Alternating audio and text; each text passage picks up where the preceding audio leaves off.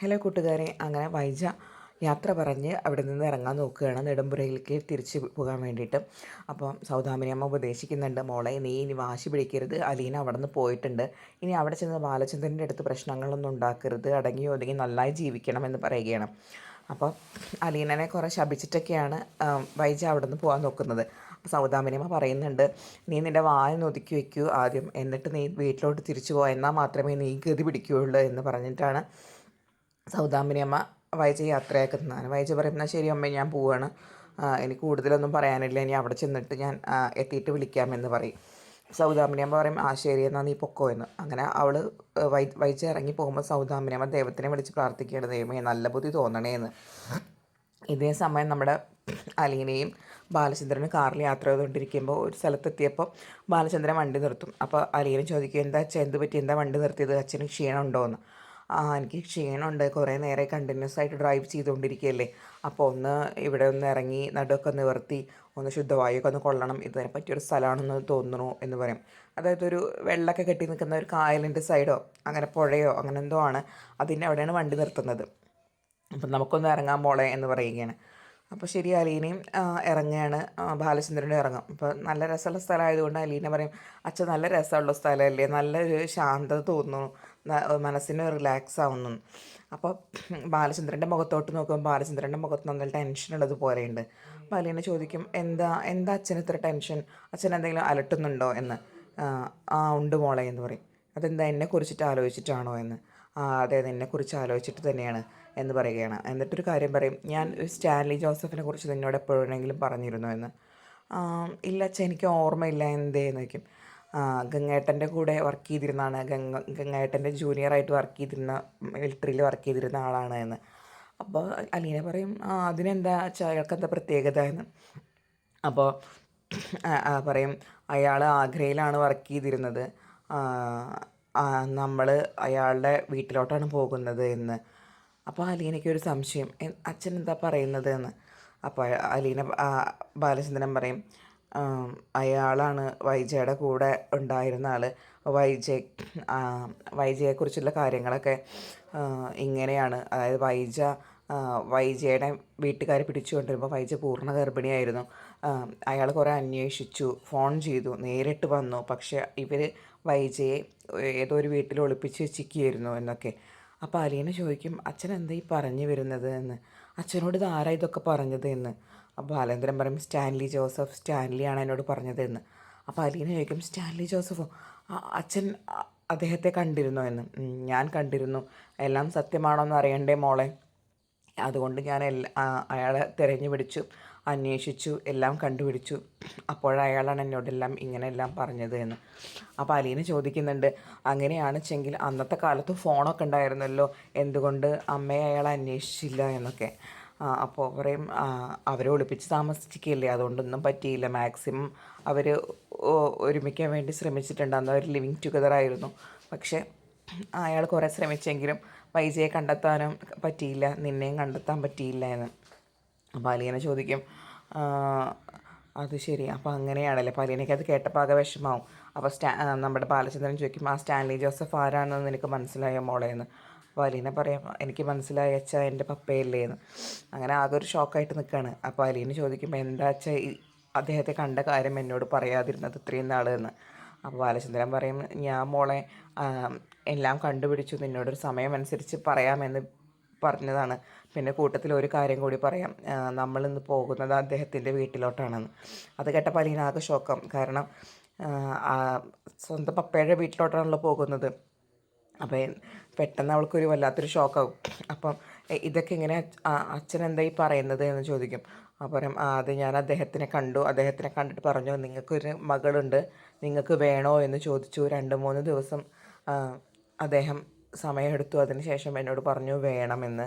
അപ്പോൾ ഞാൻ അവിടേക്കാണ് ഇപ്പോൾ നിന്നെ കൊണ്ടുപോകുന്നത്, കുളത്തൂപ്പുഴയിലെ ആ പ്ലാനർ മറ്റാരുമല്ല, സ്റ്റാൻലി ജോസഫ് തന്നെയാണ് എന്ന് അലീനയോട് പറയുകയാണ്. അപ്പോൾ അലീന ആകെ ഞെട്ടും. എന്നിട്ട് പറയും, അച്ഛൻ എന്താണ് ഈ പറയുന്നത്, അവിടേക്കാണോ എന്നെ കൊണ്ടുപോകുന്നത് എന്ന്. അതേ മോളെ, നിന്നെ ഉത്തരവാദിത്തപ്പെട്ട ഒരാളെ ഏൽപ്പിക്കണ്ടേ, അങ്ങനെ ഒരു കടമ എനിക്കില്ലേ, നിൻ്റെ ഭാവി സുരക്ഷിതമാക്കേണ്ടത് എൻ്റെയും കൂടെ ഉത്തരവാദിത്തമല്ലേ.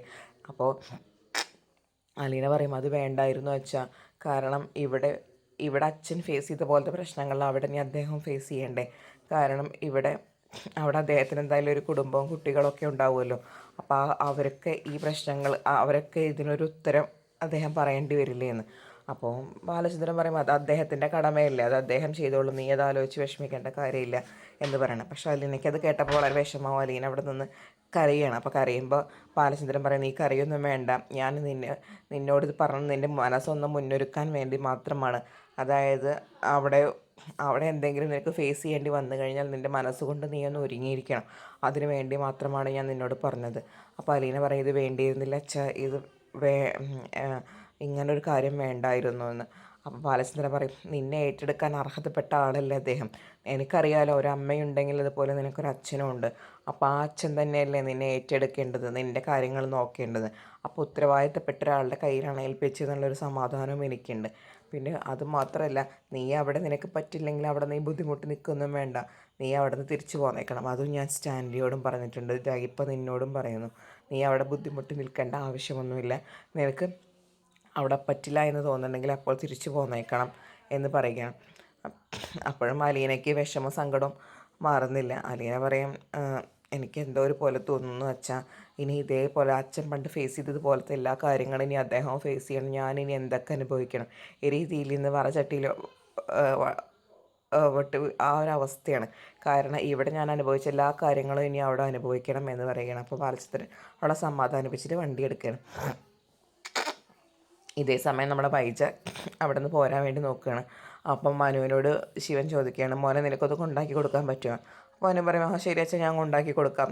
അപ്പോൾ വൈജ ഒന്ന് കുത്തിയിട്ട് പറയും അയ്യോ മനു നീ കൊണ്ടാക്കി തരണമെന്നില്ല കേട്ടോ, നിനക്ക് വേണ്ടപ്പെട്ടവരാരും അവിടെ ഇല്ലല്ലോ, അപ്പം നീ കൊണ്ടാക്കി തരണം നിർബന്ധമൊന്നുമില്ല, ഞാൻ പൊക്കോളാമെന്ന്. അപ്പം മനു പറയും എന്താ ആൻറ്റി ഇങ്ങനെയൊക്കെ പറയുന്നത്, ഞാൻ കൊണ്ടാക്കി തരാമെന്ന് ആൻറ്റിയുടെ അടുത്ത് ഞാൻ പറഞ്ഞല്ലോ, പിന്നെ എന്തിനാണ് ആൻറ്റി ഇങ്ങനെ ആവശ്യമില്ലാതെ സംസാരിക്കുന്നത്.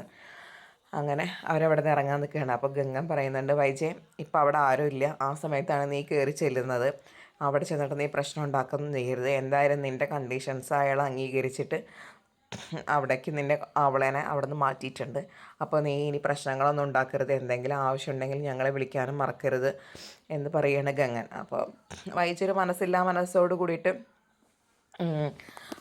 മൂളിയിട്ട് എന്നാൽ ശരി ഗംഗേട്ട കമലയെടുത്തി ശിവേട്ട ഞാൻ പോവാണ് എന്ന് പറഞ്ഞ് വൈജ വണ്ടിയിലോട്ട് കയറുകയാണ്.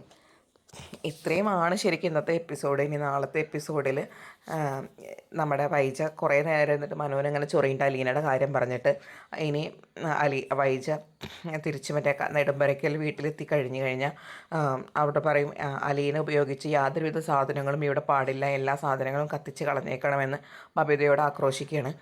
അവളുടെ എന്തെങ്കിലും സാധനങ്ങൾ ഇവിടെ ഉണ്ടെങ്കിൽ അതെല്ലാം കത്തിച്ച് കളയണം, ഇനി ഇവിടെ ഒന്നും പാടില്ല എന്ന്. ബബിതയും നമ്മൾ കൃഷ്ണമോളൊക്കെ വിഷമിച്ചിട്ട് തന്നെയാണ് നിൽക്കുന്നത്. കൃഷ്ണമോൾ വിഷമിച്ചിട്ട് അലീനയുടെ റൂമിൽ പോയിട്ടിരിക്കുമ്പോൾ വൈജ അങ്ങനെ കുത്തുവാക്കുകളൊക്കെ പറയുന്നുണ്ട്. കൂട്ടത്തിൽ മനുവിനോട് കുത്തുവാക്കുകൾ പറയുന്നുണ്ട്. അപ്പോൾ മനു അപ്പോഴാണ് ഒരു ബോംബ് പൊട്ടിക്കുന്നത്. മറ്റൊന്നുമല്ല, ആൻറ്റി പേടിക്കുന്ന തരത്തിലുള്ള കുറച്ച് കാര്യങ്ങൾ അലീന എന്നോട് പറഞ്ഞിട്ടുണ്ടെന്ന്. അത് കേട്ടപ്പോൾ വൈജയ്ക്ക് ഇത്തിരി പേടിയാവട്ടെ. പിന്നെ നമ്മുടെ അലീനയും ബാലനും കൂടിയിട്ട് സ്റ്റാൻലിയുടെ വീട്ടിലോട്ട് എത്തുകയാണ്. അപ്പോൾ സ്റ്റാൻലിയുടെ വീട്ടിലോട്ട് ഇറങ്ങുമ്പോൾ തന്നെ കുറേ നായ്ക്കൾ അവിടെ നടക്കുന്നുണ്ട്.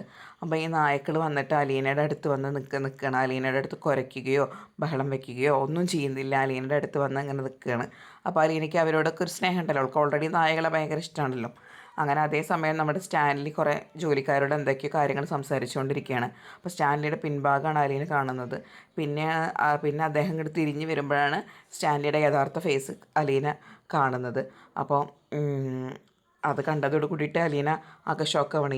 ഇദ്ദേഹമാണല്ലോ അന്ന് വീട്ടിലോട്ടന്ന് വന്നത് എന്നാലോചിച്ച് ഷോക്കായി നിൽക്കുന്ന അലീനയാണ് കാണിക്കുന്നത്. ഇത്രയാണ് ഇന്നത്തെയും നാളത്തെ എപ്പിസോഡ്. കൂടുതൽ നേരത്തെ അടുത്തൊരു മുൻപേടെ കഥ അറിയാൻ ആദ്യം നിങ്ങൾ ഈ ചാനൽ സബ്സ്ക്രൈബ് ചെയ്യുക, ബെൽ ബട്ടൺ ഒന്ന് ക്ലിക്ക് ചെയ്യുക. അപ്പോൾ നമ്മുടെ ചാനലിൽ സ്റ്റോറീസ് അപ്ലോഡ് ചെയ്യുമ്പോൾ അപ്പോൾ തന്നെ നിങ്ങൾക്ക് നോട്ടിഫിക്കേഷൻ വരുന്നതായിരിക്കും. താങ്ക്